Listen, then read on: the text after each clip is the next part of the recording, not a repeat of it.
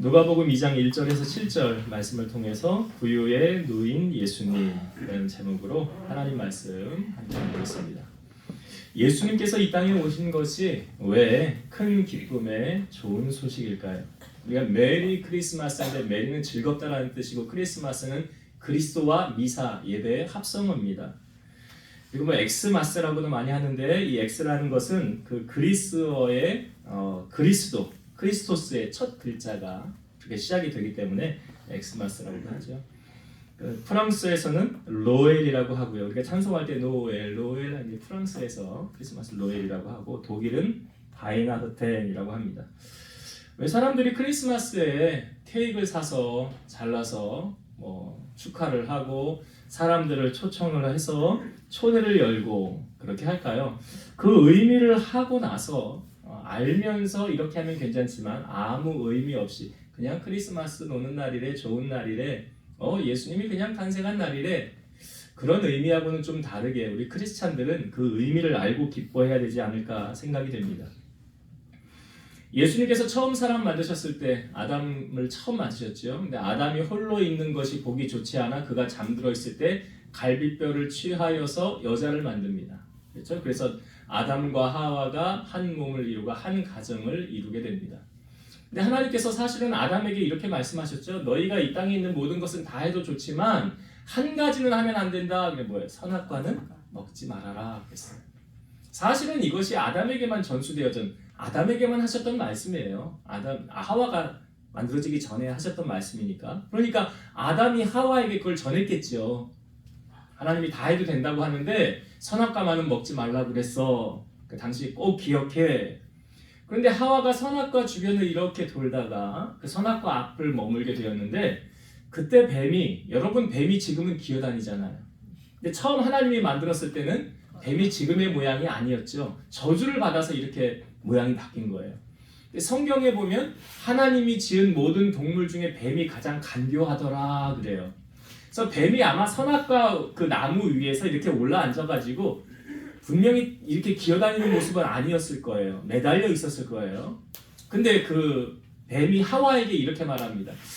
하나님이 너희 보고 정말 이 선악과 이렇게 말해요.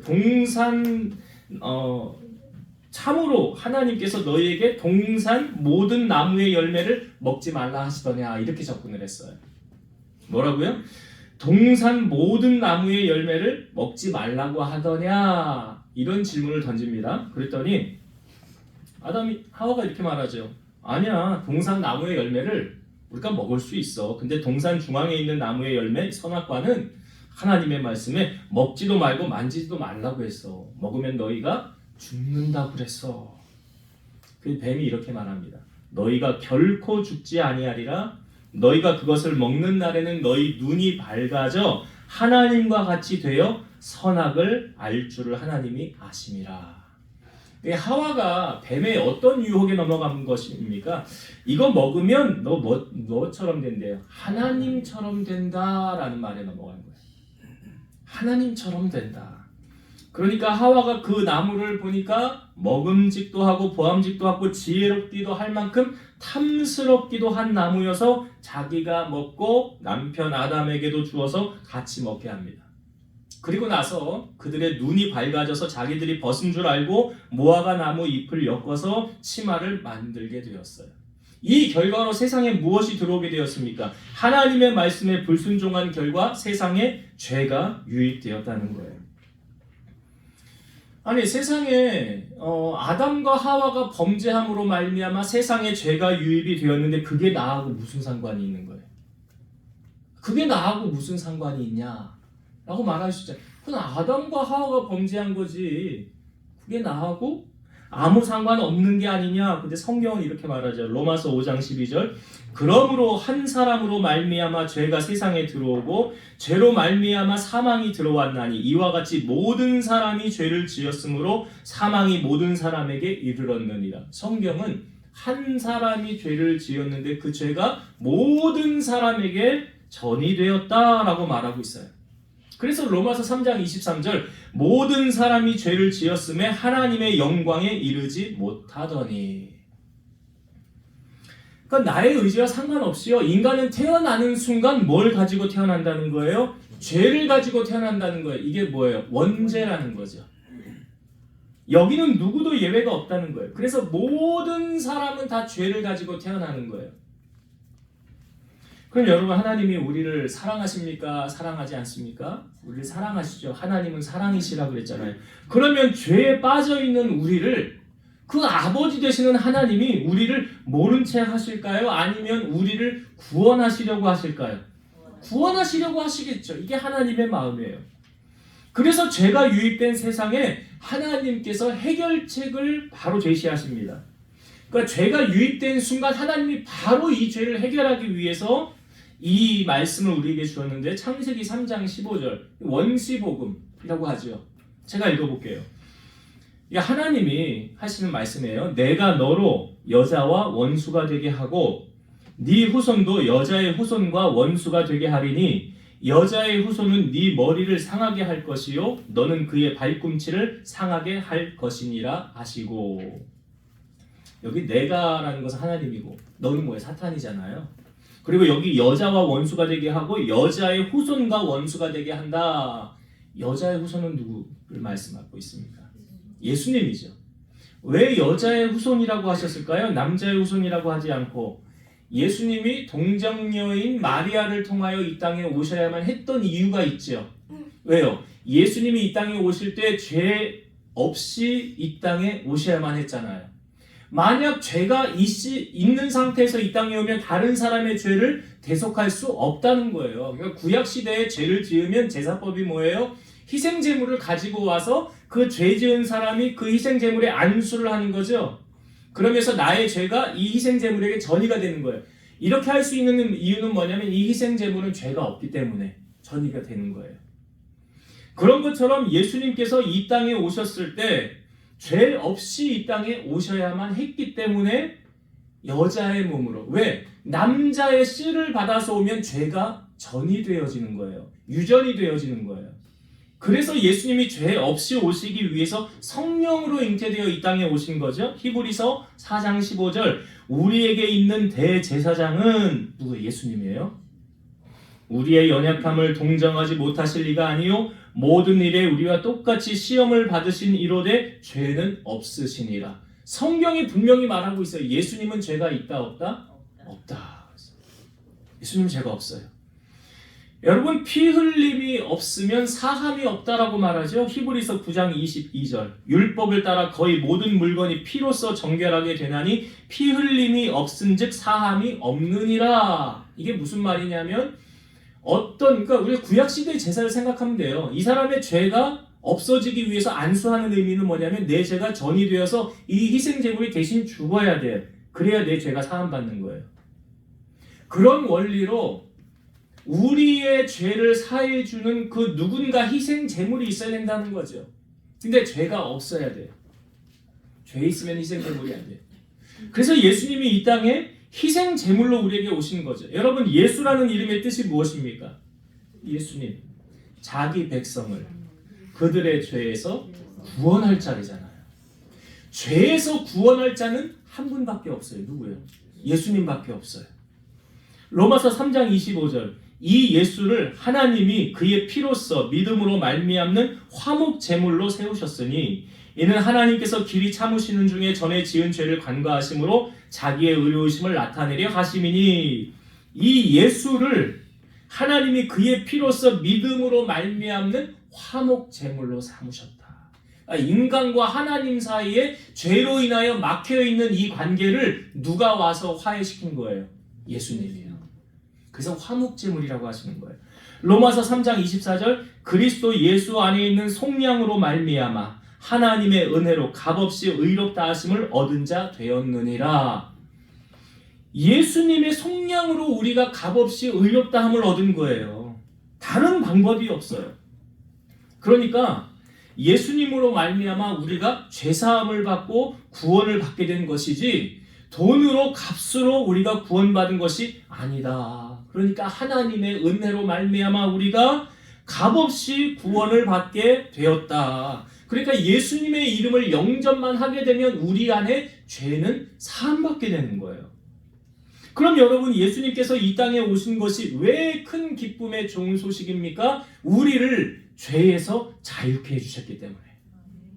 영원한 사망 지옥에 갈 수밖에 없는 우리들이 예수님으로 말미암아 천국에 갈 수 있는 길이 열려졌기 때문에, 이게 주님이 우리에게 큰 기쁨의 좋은 소식이라는 거예요. 오늘 본문에 보면 예수님께서 이제 태어나시기 전에 마리아의 몸에 잉태가 되어져 있었죠. 예수님은 이 땅에 그래서 성령으로 잉태되어 이 땅에 오셔야만 했던 이유를 제가 먼저 말씀을 드렸어요. 그래서 예수님의 탄생 배경을 오늘 우리에게 알려주고 있는데, 이 가이사 아구스토가 이제 로마의 황제 아닙니까? 로마의 초대 황제인데요. 이 BC 27년에서 AD 14년 동안 정권을 잡았던 왕인데, 이 사람은 아우구스투스라는 존엄자라는 칭호를 받게 됩니다.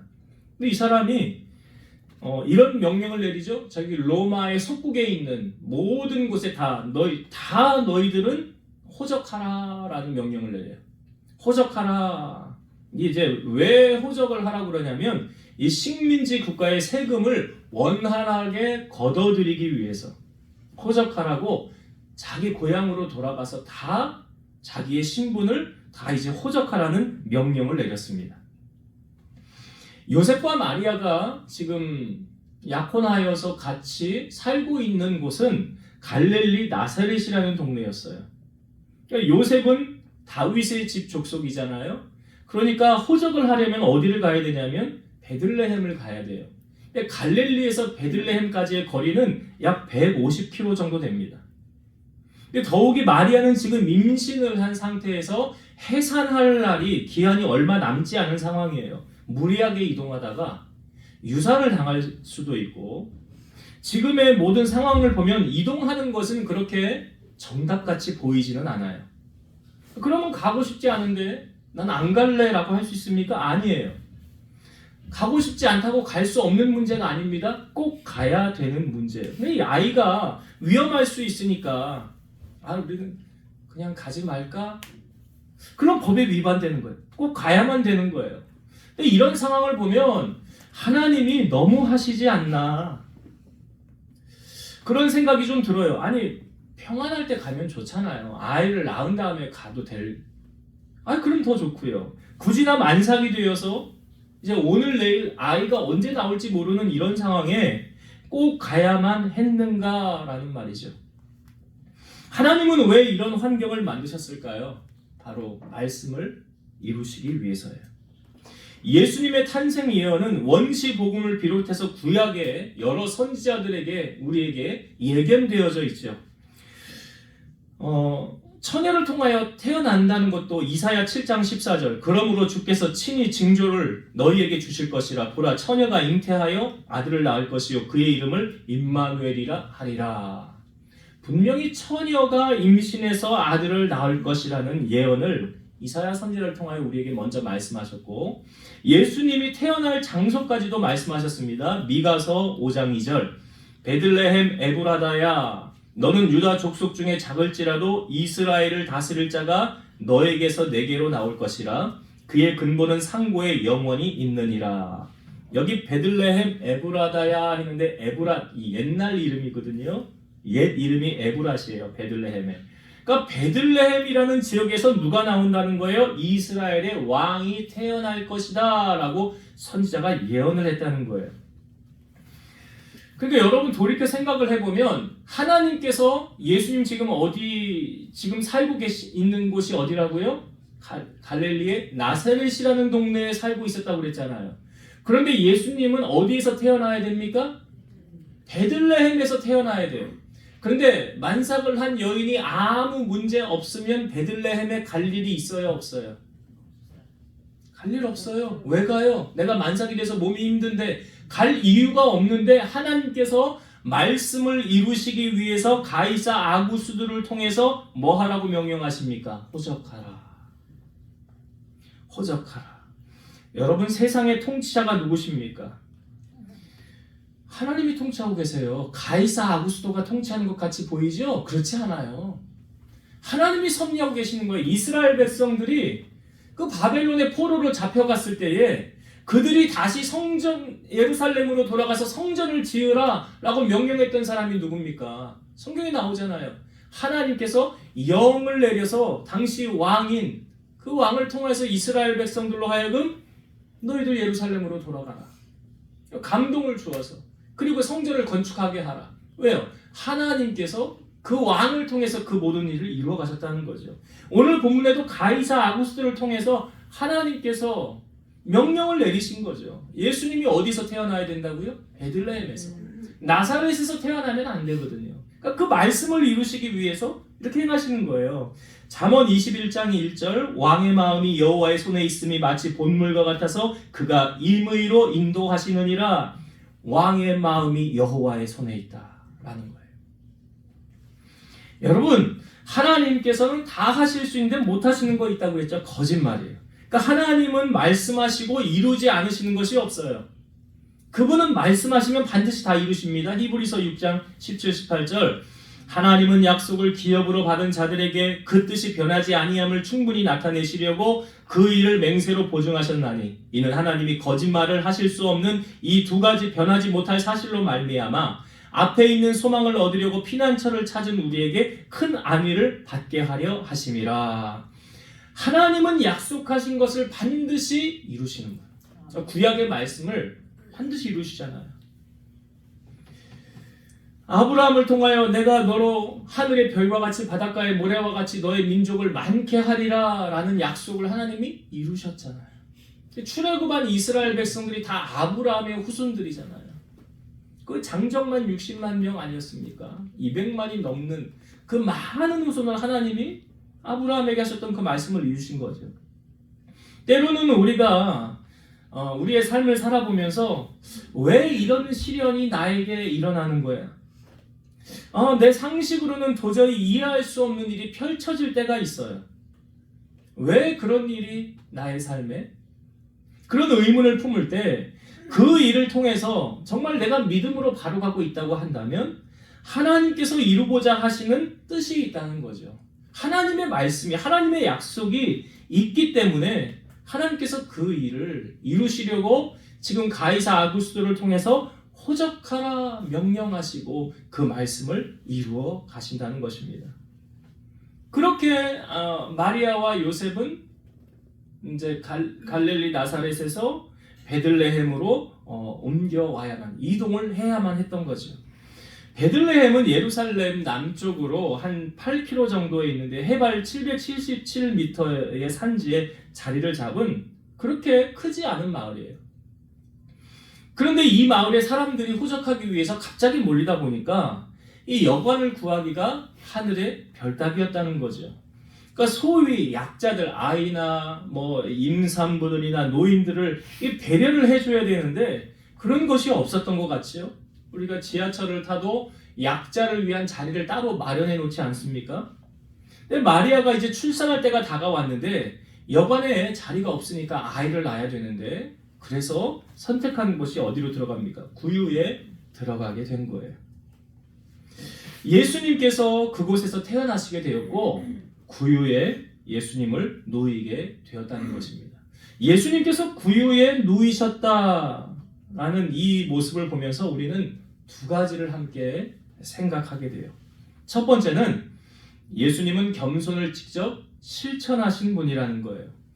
세상의 사람들은 높아지려는 것에 관심이 많습니다. 그래서 다른 사람을 밟고 일어서고 성공을 위해서라면 어떠한 방법도 불사하는, 다른 사람이 어떻게 되든 말든 나만 잘 되면 돼 라는 그러한 생각을 가지고 세상을 사는 사람들이 많아요. 예수님이 구유에 오셨다는 것은 가장 낮은 곳에 임하셨다라는 것이죠. 자, 예수님은 예수님 자신을 소개할 때 이렇게 소개하셨어요. 마태복음 11장 29절.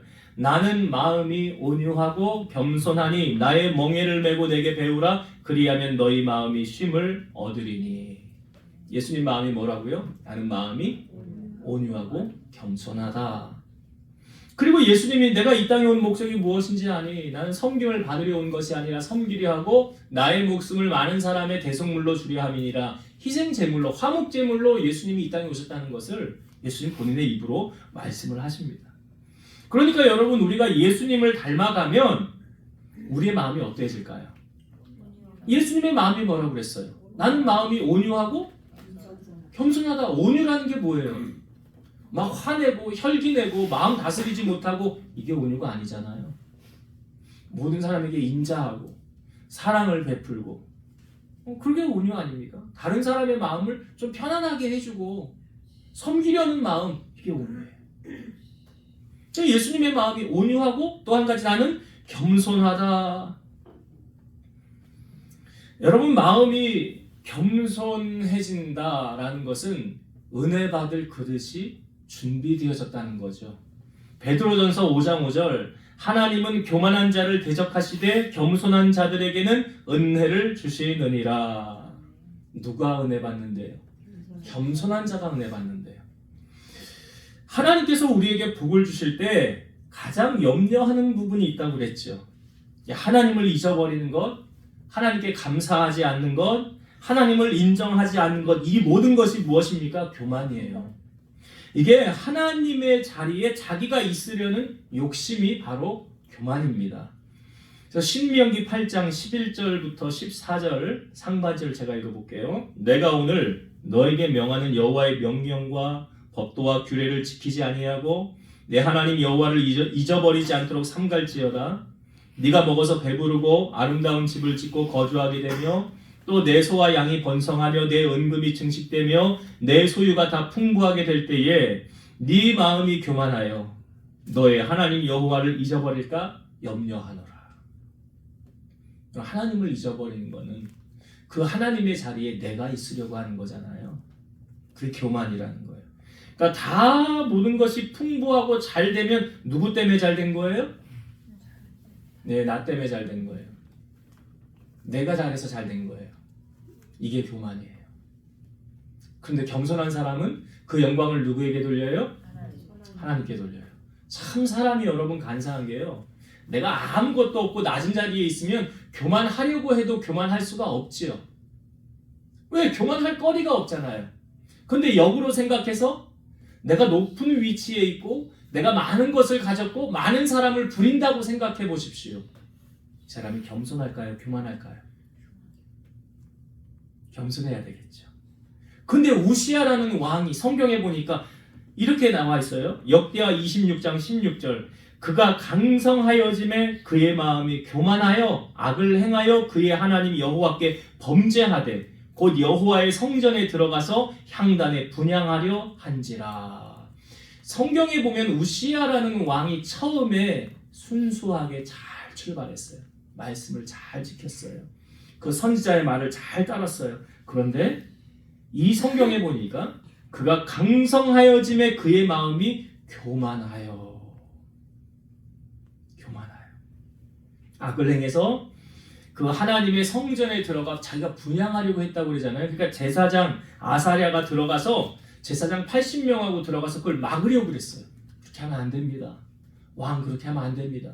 그랬더니 이 우시야가 화를 내면서 자기가 분향하려고 막 하려는 그 찰나에 자기의 이마에 나병이 생긴 거예요. 하나님이 치신 거예요. 자기가 가장 높다고 생각했는데, 자기 위에 사람 없다고 생각했죠? 근데 하나님이 치는 거예요. 히스기야라는 사람 여러분 잘 아시지요? 그가 병들었을 때 하나님 앞에 기도해서 15년 생명을 연장받지 않았습니까? 그런데 이사야 선지자가 와서 너는 집을 정리해라, 하나님이 너를 치신다고 한다 그랬더니 그가 얼굴을 벽으로 향하여 기도하지 않습니까? 그러니까 이사야 선지자를 하나님이 다시 보내어서 너 생명 내가 15년 연장해 줄게, 그리고 너 전쟁에서도 내가 위험에서 건져줄게 라고 말합니다. 그런데 그때의 히스기야의 마음이 어땠는지 성경이 우리에게 보여줘요. 역대하 32장 24, 25절, 그때의 히스기야가 병들어 죽게 되었으므로 여호와께 기도하여 여호와께서 그에게 대답하시고 또 이적을 보이셨으나 히스기야가 마음이 교만하여 그 받은 은혜를 보답하지 아니하므로 진노가 그와 유다와 예루살렘에 내리게 되었더니. 어떻게 했대요? 히스기야가 마음이 교만하여 그 받은 은혜를 보답하지 아니하므로. 그러니까 왜 우리가 머리 검은 짐승 키우지 않는다. 그 말이 왜 나온 거냐면 은혜를 잊어버리기 때문에 하는 말이에요. 은혜를 몰라요. 히스기야가 자기 그 병을 15년을 연장을 받고 하나님의 은혜로 다시 새롭게 인생을 살도록 해주셨는데 마음이 교만하여 은혜를 보답하지 않았더라. 여러분과 감사하지 않는 것, 은혜에 보답하지 않는 건 뭐 때문에 그래요? 교만 때문에 그래요. 교만 때문에 그런 거예요. 잠언 16장 18절 교만은 패망의 선봉이요 거만한 마음은 넘어짐의 앞잡이니라. 그러니까 제가 비결 알려드릴게요. 나 빨리 망하고 싶어. 나 빨리 망하고 싶어. 그럼 교만하면 돼요. 자기 위에 사람 없이 내가 제일 높아. 하나님 뭐 필요 없어. 그러면 금방 망해요. 여러분 성경에 교만의 반대가 뭐라고 그랬어요? 겸손이지요. 겸손과 여호와를 경외함에 대한 보상이 따라요. 세 가지가 따르죠. 이게 잠언에 있는 말씀이잖아요. 겸손과 여호와를 경외함에 대한 보응은 세 가지가 뭐래요? 재물과 영광과 생명이니라. 세 가지 뭘 주신다고요? 재물과 영광과 생명. 그러니까 재물은 뭐 물질의 복을 주시고 영광은 뭐예요? 높은 자리에 올리신다는 거 아니에요. 그러니까 하나님이 우리를 언제까지 높이시는지 아세요? 겸손을 계속 유지하고 있으면 계속 높이세요. 그러나 어느 순간 교만이 들어오면 낮추십니다. 그 다음에 생명은 장수잖아요. 여러분 사람의 생명이 내가 잘한다고 오래 살아요? 그렇지 않아요. 성경에 보니까 여호와를 경외하는 자는 장수한다라는 말씀이 있더라고요. 그러니까 왜 생명의 주관자가 누구세요? 하나님이시잖아요. 그러니까 오늘 예수님이 구유에 오셨다라는 그 의미의 첫 번째는 뭐냐면 예수님은 겸손을 실천하신 분이다. 그러니까 예수님을 닮아가는 여러분은 여러분들의 마음에 누구의 마음이 품어져야 돼요? 예수님의 마음. 예수님의 마음을 뭘로 표현했어요? 두 가지. 나는 마음이 온유하고 겸손하다. 여러분 그런 사람 되세요. 온유하고 겸손한 사람. 모든 사람이 아니 보세요. 온유한 사람을 모든 사람이 꺼려할까요? 좋아할까요? 그래요. 그 좋아하는 사람이 돼야지. 저 사람 왜 왔어? 나 저 사람 싫은데 가까이 하고 싶지 않은데 문제가 있는 거잖아요. 그 사람은. 그러니까 온유함으로 항상 온유한 심정을 가지고 겸손함으로 남을 섬길 때 예수님의 마음을 품을 때 주님 앞에 존귀하게 쓰임받는 자, 사람들에게도 인정받는 자가 된다. 라는 이 교훈을 예수님이 우리에게 첫 번째로 주시고 두 번째, 예수님이 지금 어디에 누워 계시다고? 구유에 누워 계시다고 그랬죠. 여러분 구유의 용도는 뭡니까? 네, 그렇죠. 동물들의 먹이를 주는 곳이에요. 동물들의 먹이를 거기에 주면 동물들이 그 먹이를 먹는 것을 구유라고 말합니다. 그러니까 예수님께서 구유에 누워 계셨다라는 것은 예수님이 먹이가 되셨다. 예수님이 밥이 되셨다. 그런 의미를 지금 우리에게 제시하고 계시는 거예요. 예수님이 먹이시라고. 자, 예수님이 오병이어의 기적을 행하신 다음에 예수님이 그 육적인 물고기 2마리, 보리떡 5개로 5,000명을 먹인 육적인 먹이를 이야기하시는 것이 아니라 이제 영적인 말씀을 예수님이 하십니다. 요한복음 6장 35절 예수께서 이르시되 나는 생명의 떡이니 내게 오는 자는 결코 줄이지 아니할 터이요 나를 믿는 자는 영원히 목마르지 아니하리라. 예수님은 자신을 뭐라고 말씀하셨어요? 나는 생명의 떡이니 라고 말씀하셨어요. 요한복음 6장 51절 나는 하늘에서 내려온 살아있는 떡이니 사람이 이 떡을 먹으면 영생하리라. 내가 줄 떡은 곧 세상의 생명을 위한 내 살이니라 하시니라. 여기도 또 내가 하늘에서 내려온 살아있는 떡이니 라고 말씀하고 있잖아요. 떡이라는 것은 먹이, 밥을 의미하는 거예요. 여러분 사람이 밥 못 먹으면 어떻게 됩니까? 죽지요. 그러니까 육은 밥을 먹어야 살 수가 있어요. 그러면 영은 밥을 안 먹으면 어떻게 될까요? 똑같지요. 똑같은 거예요, 육하고. 그러면 영의 밥은 무엇입니까? 자, 예수님이 내가 곧 생명의 떡이니라 너희 조상들은 광야에서 만나를 먹었어도 죽었거니와 이는 하늘에서 내려오는 떡이니 사람으로 하여금 먹고 죽지 아니하게 하는 것이니라. 예수님 뭐라고 내가 생명의 떡이라는 그러는 거예요. 그리고 인자의 살을 먹지 아니하고 인자의 피를 마시지 아니하면 너희 속에 생명이 없느니라. 내 살을 먹고 내 피를 마시는 자는 영생을 가졌고 마지막 날에 내가 그를 다시 살리리라. 자, 예수님께서 쉽게 말해서 예수님의 살과 피를 먹으라라고 말씀하셨죠. 우리가 성찬식을 할 때 여기 위에 보자기 씌울 때 거기 뭐라고 써 있습니까? 빨간 글씨로. 성찬식 다 해보셨잖아요. 거기 빨간 글씨로 이렇게 십자가 가운데 십자가 있고 뭐라고 써 있죠? 몰라서 진짜 대답을 안 하시는 거예요. 아는데도 안 알려주시는 거예요. 뭐라고 써 있습니까? 나를 기념하라. 나를 기념하라 라고 써 있잖아요. 성찬식이 뭐 하는 거예요? 주님의 살과 피를 대함으로 주님을 기억하고 이것이 우리 안에 들어와서 주님과 내가 더불어 같이 산다라는 의미잖아요. 성찬식의 의미가. 자, 요한복음 1장 14절에 보면 말씀이 육신이 되어 우리 가운데 거하심에 우리가 그의 영광을 보니 아버지의 독생자의 영광이요 은혜와 진리가 충만하더라. 말씀이 육신이 되어 우리 가운데 거하셨대요. 누가? 예수님이요. 그러니까 육신이 밥을 못 먹으면 살 수 없듯이 영은 하나님의 말씀 없이 살 수 있어요, 없어요? 못 살아요. 여러분 아마 그런 경험들 해보셨을 텐데 나는 영적으로 심히 갈급해요. 근데 이걸 세상 것으로 채우려고 했는데 채워져요, 안 채워져요? 뭐 가방도 사고 옷도 사고 뭐 반지도 사고 뭐 여러 가지로 내 공허한 것을 채우려고 세상적인 방법을 다 동원해봤지만 그 공허함이 채워져요, 안 채워져요? 안 채워지더라는 거예요. 그러니까 육의 것으로 채워지지 않아요. 영의 것은 영으로 채워지는 거예요. 그 영적인 만족함을 내가 누리지 못하면요, 그 공허함이, 이 답답함이, 헛헛함이 그 세상 것으로 안 채워져요. 얼마나 괴로운지 몰라요. 여러분, 우리의 싸움이 영적 싸움이래잖아요. 영적 싸움에서 승리하기 위해서는 말씀이 있어야 되는 거죠. 우리는 말씀 없이 영적 싸움에서 승리할 수 없고 인간의 죄성을 말씀 없이 이길 수 없어요. 그래서 말씀이 없으면 사람이 강팍해지고 교만해지는 거예요.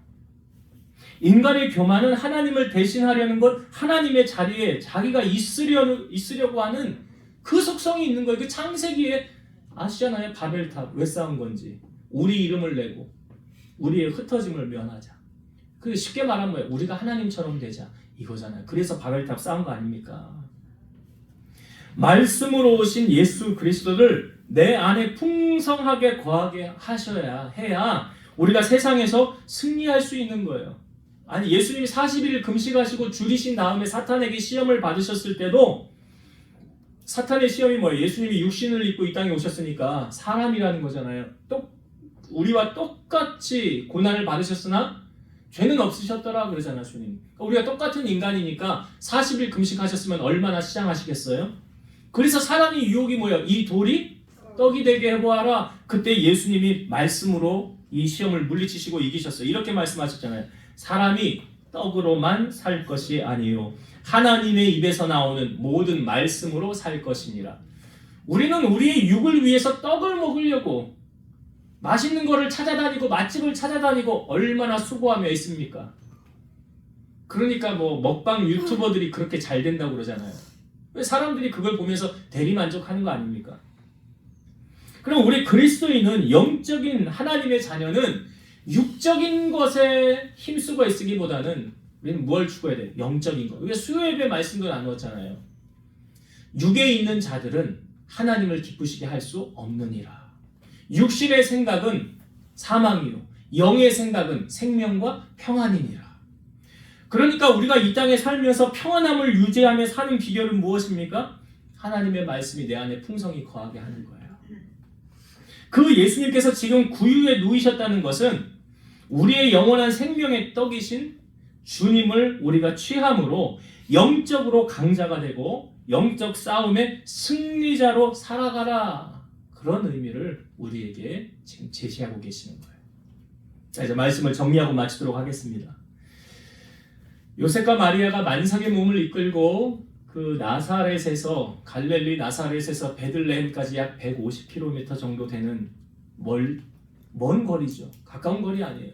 그 먼 거리를 만삭의 몸으로 가야만 하는 이 결코 쉽지 않은 일을 해야만 했다는 거죠. 왜 그렇습니까? 호적하러 가야 되는데 그것은 호적을 하기 위해서라기보다는 하나님께서 말씀을 이루기 위해서예요.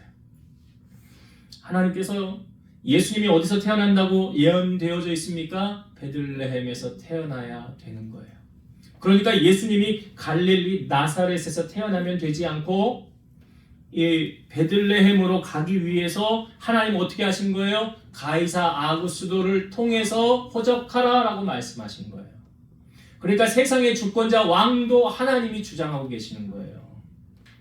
역사의 주관자는 사람이 아니라 하나님이세요.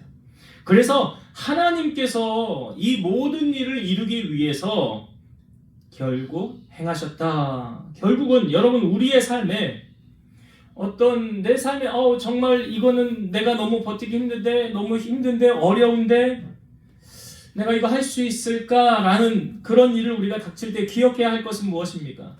이것이 우연히 이루어진 일이 아니라 하나님의 뜻을 이루기 위함이라고 한다면 우리는 감사와 인내로 그 길을 걸어가야 된다는 거죠. 결국은 그 일을 통해서 하나님의 의가 드러나고 하나님의 영광을 이루기 위함이라는 것을 꼭 기억하는 여러분 되시기 바랍니다. 또 예수님께서 구유에 누우셨다. 두 가지 의미를 우리에게 제시해주고 있죠. 첫 번째, 예수님은 가장 낮은 곳에 오셨다. 그리고 겸손을 몸소 실천하셨다라는 거예요.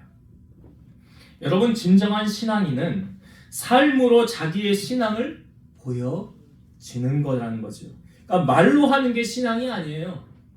행함과 진실함이 따라야 되는, 그래서 영혼 없는 몸이 죽은 것 같이 행함이 없는 믿음은 죽은 믿음이라.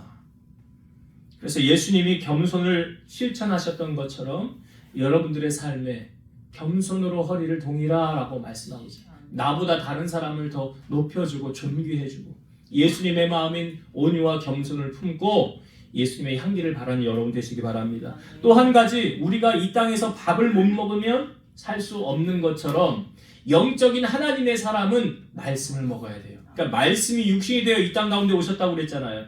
말씀을 먹지 않으면 살 수가 없어요. 왜요? 예수님 말씀하셨잖아요. 살리는 것은 영이니 육은 무익하다. 살리는 것은 뭐라고요? 영이라고요. 그러니까 요한 3서 1장 2절 말씀 잘 아시죠? 사랑하는 자요, 내 영혼이 잘됨 같이 범사가 잘되고 강건하기를 내가 원하노라. 이걸 다시 이렇게 풀면 내 영혼이 안 되면 범사가 안 되는 거잖아요. 영혼이 잘 되면 범사가 잘 되는 거예요. 그러면 여러분, 영혼이 잘 되는 일에 우리는 힘써야 한다는 사실이죠. 영혼이 잘 되기 위해서는 말씀을 읽고 듣고 묵상하여야 될 것이고, 기도로 늘 성령님과 교통하고 기도로 호흡하며 나아가야 된다는 것이죠. 그래야 하나님의 영적인 사람으로 우리는 승리할 수 있다라는 거예요. 그래서 구유에 오신 예수님의 이 모습을, 이 의미를 우리가 생각하면서 이 성탄의 아침에 이런 은혜가 여러분들의 삶에 함께하게 되기를 주 이름으로 축원드립니다. 기도하시겠습니다. 높고 높은 보좌를 떠나 낮고 천한 이 땅에 사람의 모양으로 오신 예수님, 우리 예수님은 만왕의 왕으로 오셨는데 영광과 존귀를 받기에 합당하신 분이셨지만 가장 낮은 곳에 구유에 이 땅에 오셨습니다. 그것은 예수님께서 친히 겸손을 실천하셨고, 또한 예수님이 구유에 계셨다는 것은 예수님이 말씀이 육신으로 우리 가운데 오셔서 이 말씀을 먹으라는, 그래서 우리로 하여금 영적 강자로 승리자로 살아가라는 이런 교훈을 우리에게 주셨사오니 우리 사랑하는 성도들이 이 말씀 가슴에 잘 새겨서 영한 세상에서 믿음의 승리자로 살아가는 우리 온 교우들 되게 하여 주옵소서. 예수님 이름으로 기도드리옵나이다. 아멘.